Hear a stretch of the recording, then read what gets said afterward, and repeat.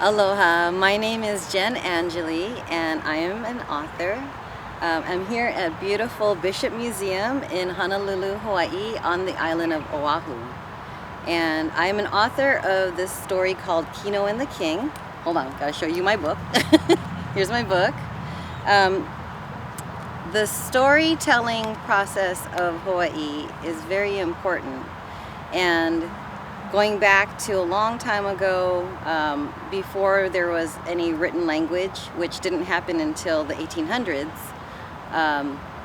everything was passed down through generations, through usually grandparents, the kapunas telling the grandchildren in the evening different stories about how the islands were made, where our people came from, and just things that shaped individuals as who they're going to be and who they're supposed to inspire to be, based on gods, a lot of powerful i'i's, and the mana that flows through the islands, which is the life source. I think that growing up here, I was raised here on the island of Oahu, and I attended school in the suburbs, and we were brought here to the Bishop Museum. And I think for myself as a writer, even at a young age, I was always inspired by different stories, so I had a vivid imagination. So on my visit here to the Bishop Museum, my first time, there is an ancient hut.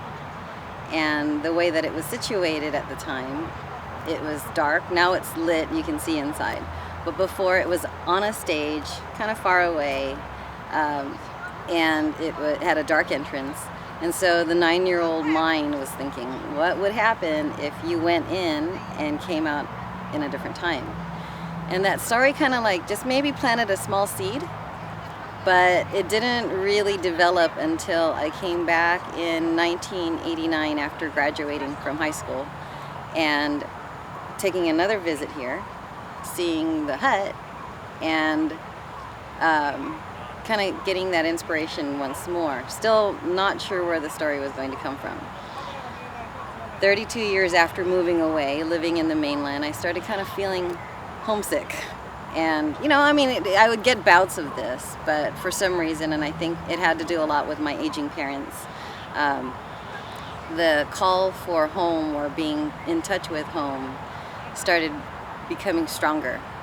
And one day I decided, I wanted to do something that would bring Hawaii to me, but how can I bring Hawaii to the world?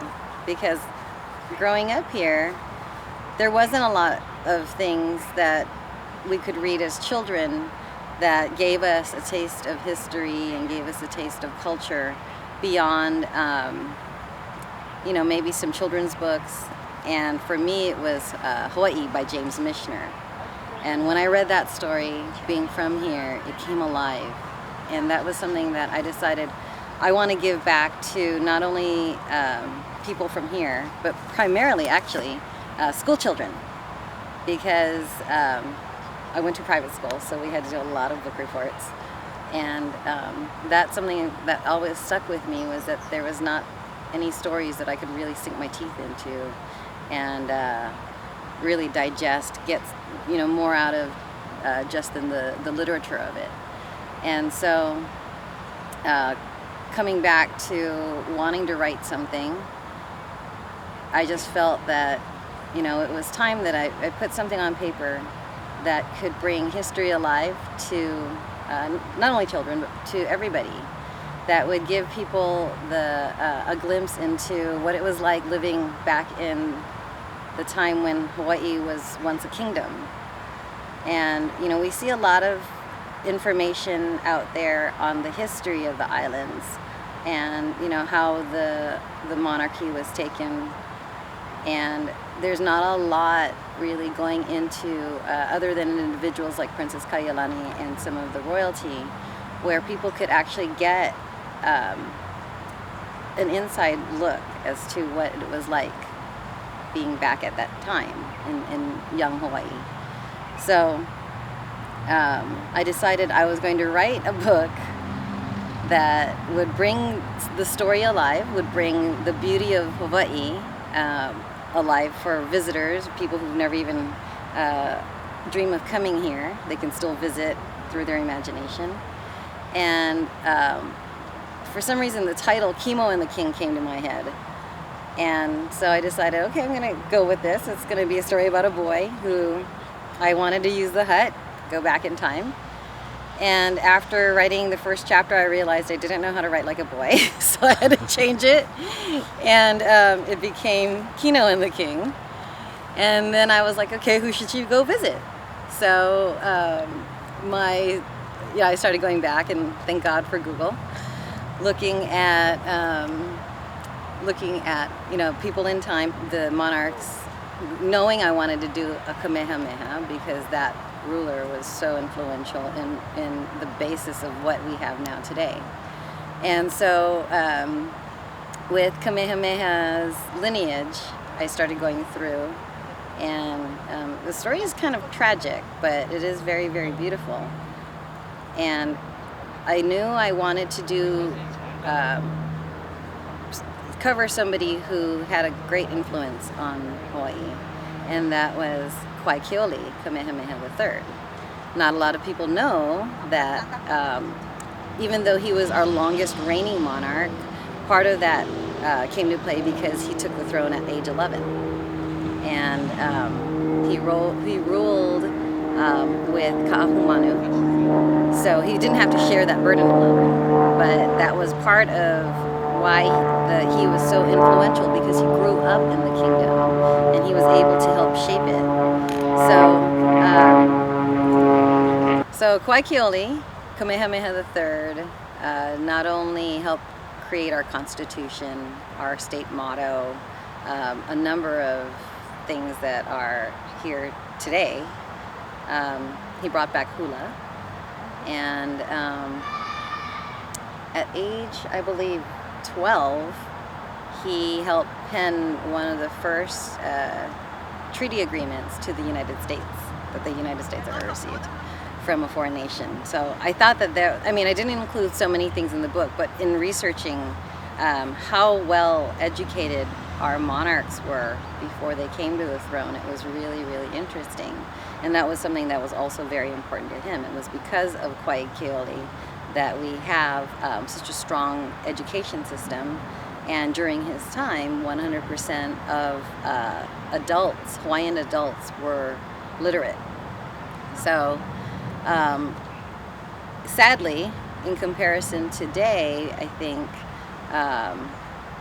things have changed, but hopefully with stories like mine and the upcoming generation, the future generations, we're going to have people becoming a lot more interested in learning about our royal past. And I'm already seeing it in the renaissance of Hawaiian history. Just even growing up here, we didn't have much. I grew up in the 70s and 80s, and the knowledge and the availability of Hawaiian history and any type of culture was really non-existent. The only time that we were exposed to it is through school programs, through places like these, and visiting, going out of your way to visit. And thankfully now we have the Hawaiian language being brought back to many schools. I'm seeing it on signs and on TV and on radio, so it is becoming a lot more commonplace. And that's the way it should be, because that is the true language of Hawaii. And I think by sharing our history and sharing culture, we're able to help restore it, which is something that is really important.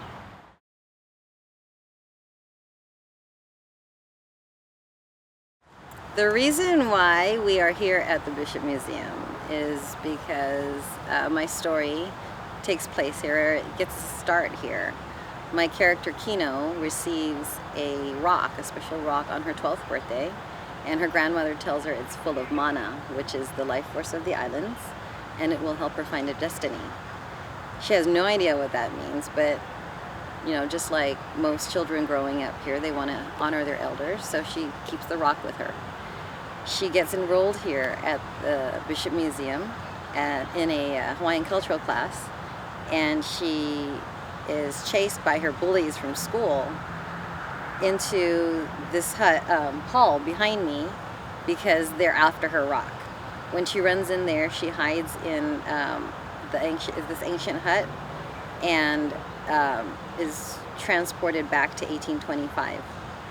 And during that time, she finds out, or she meets 11-year-old Waikeoli, and they go on a quest based on what instructions a kahuna, a Hawaiian priest, gave her to obtain items that she needed to lift the curse that's on her grandfather and return her back home.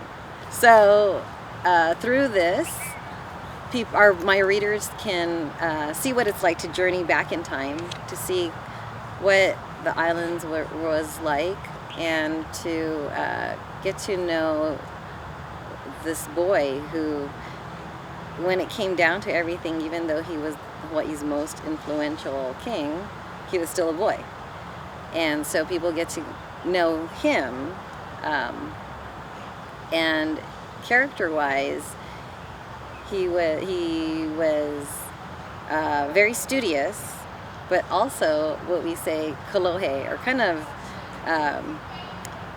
naughty in the sense that the Hawaiian monarchs were not raised with too much discipline, so he got to do a lot of things. When he got a little bit older, when he was younger, he wasn't supposed to be outside of the palace grounds unattended, but when he got older, he enjoyed kind of living it up. So, okay, sorry. The story from the boy, what he goes through to make the Hawaiian story alive, did you make the researches about this? Yes. And how you got the research and from who? Okay. So my biggest challenge going back into 1825 Hawaii was the lack of information that was out there. I scoured, Google was my main resource, but contacting the Bishop Museum, the University of Hawaii, and other books that were out there that were written going back from things like Hawaiian history, as well as just time periods. Just that pocket in time in 1825 was unique in the United States history, but really unique here. It was only 5 years after the missionaries had landed. So Hawaii was really starting to take shape, or modern Hawaii was actually starting to take shape. And there was a lot of influence from the West, a lot from Europe, a lot from the East Coast. And by now it had been nearly a century since Captain Cook had landed. So we had already, as an island, or our chain of islands, have been familiar and influenced by foreigners. And so thankfully, because of that, I was able to find written logs from captains. So I have in a scene in my book the story of Liholiho's funeral. So King Liholiho was Kamehameha II, and he died when he was in the UK visiting the king. And his whole party came down with so my research included captain's logs. I got eyewitness account of Liholiho's funeral, which I then put in my story. So readers can get actual glimpses of history from my book, even though it's a fictional book. My motivation behind putting so much culture and so much history in my story was because I wanted my readers to get a deeper sense of our history and what makes Hawaii what it is. Our culture is so rich with information that really isn't portrayed anywhere out there. The only representation that Hawaii has outside of the islands, is usually through Hollywood. So we have Hawaii 5-0, we have Moana, we have these different things, but nobody really, or there's really not a whole lot that digs deeper into our royal past and the magic that helped shape this land. So when I wrote my story, I wanted to not only impact our future with our youth and giving them a sense of cultural awareness, but for readers abroad that if they ever visit Hawaii, they'll have a deeper sense and they'll understand a little bit more about what events helped shape this time, and the people that helped shape this place. My vision for my story is my next thing is to write the screenplay. So I'm hoping that'll be made into a movie. And I'm hoping that I can help inspire other Hawaii writers. There are several out there as far as the books on the shelves. Majority of Hawaii authors either are non-fictional, so there's great information about history, about our culture. And then there are many books that appeal to tourists, cooking. Everybody likes our food. And then and lots of children things. But as far as middle grade and actual fictional stories, they're starting to become a lot more. Not so much though dealing with Hawaii history. There's a lot of stories out there that take place here in Hawaii, but not so much with the history in mind.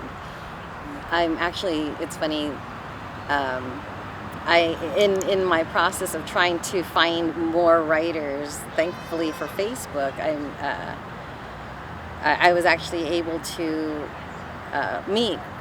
Actually, there's groups, a number of writers here in the islands, but most of them are not writing about Hawaii, so that's something that's kind of interesting.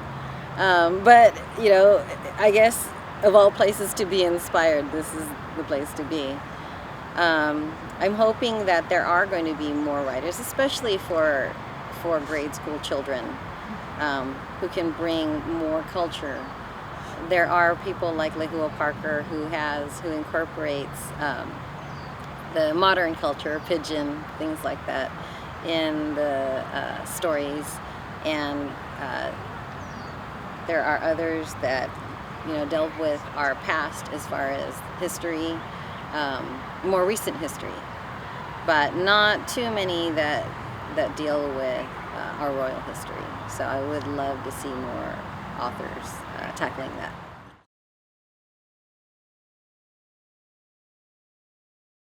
I don't know if it's a lack of content that's out there for Hawaii writers to write about us or about about the culture, or if it's publishers not interested in publishing stories about Hawaii. That was one thing that I found as an author, and the reason why I did self-publish was because even though my story appealed to a broad range of categories, and I've entered my story in a number of writing contests and have high marks. I've had nothing but top-rated reviews.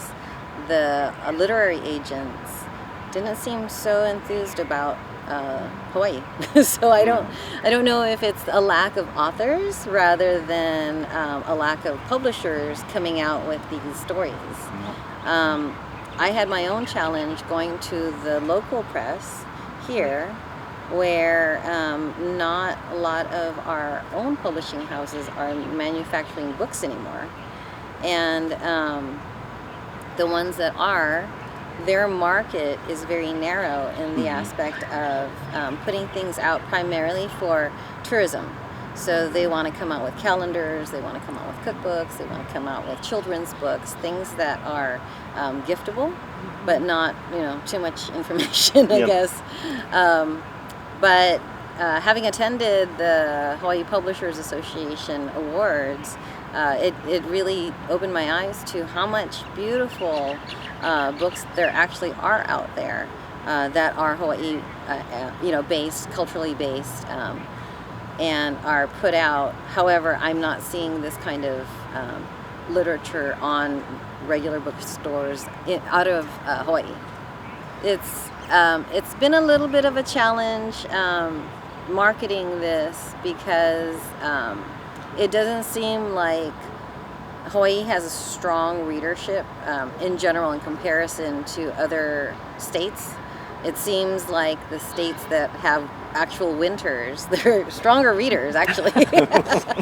So it's, and I'm sure it's like that for a lot of authors, but here in Hawaii there's so many beautiful things to do, and so much, the days are so beautiful that you can be outdoors all day surfing and hanging out with friends and going to the beach and things like that. The readers, actually most of my readers are from the mainland. Okay. So they have been visitors to places like here, to the museums. My story is also at the Hawaiian Mission Houses Museum.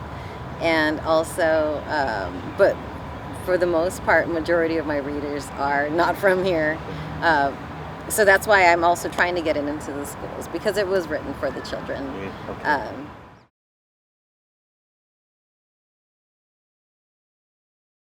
Right. That is one market that I have not yet tried to figure out. My book just came out in June, and I'm fine-tuning it because this edition still has some issues. But that is going to be an interesting challenge as far as not only reaching out to the different readers throughout Europe, mm-hmm. but just demographics. I don't know how many school-age kids are that familiar with Hawaii, because it's not someplace that is a top destination because of the distance. It takes so long to get here. Yes. My book is available on Amazon UK, and I'm not sure, I have not, I don't understand so much the like how to get the book out there, into the various different European countries. But that is a true dream of mine, to be able to be global, to be able to have my book, being seen on planes and in the hands of people who are visiting Hawaii, or who want to visit Hawaii, or just want a mental vacation and want to take a trip in their mind to a beautiful place. Try to keep the research as historically correct as possible. Mm-hmm.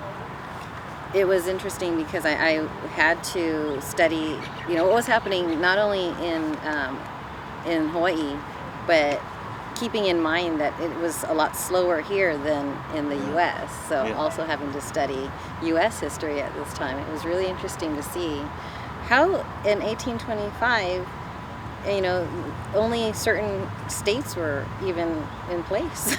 So that was really interesting.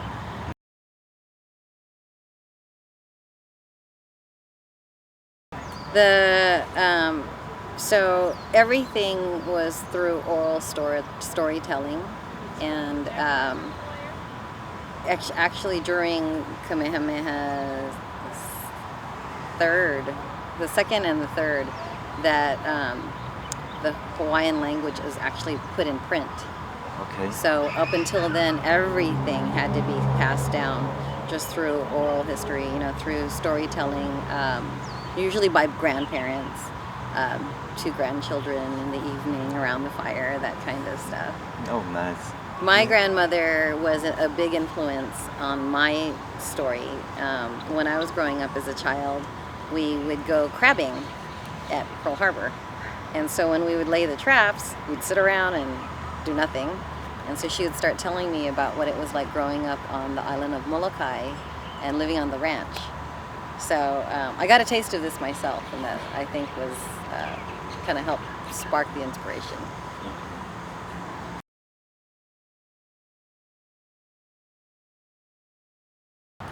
Aloha, my name is Jen Angeli, and I am the author of Kino and the King.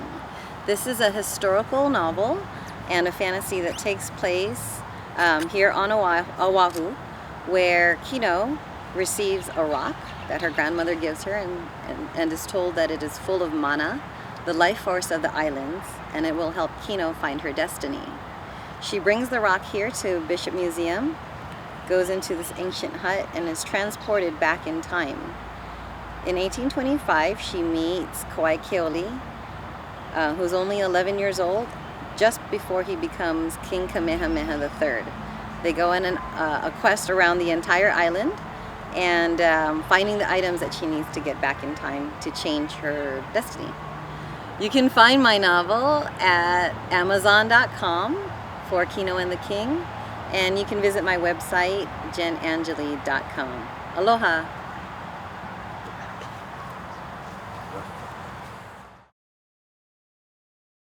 Oh, hold on. Can I redo that? Yes. Sorry. sorry. No, that's And we got the airplane.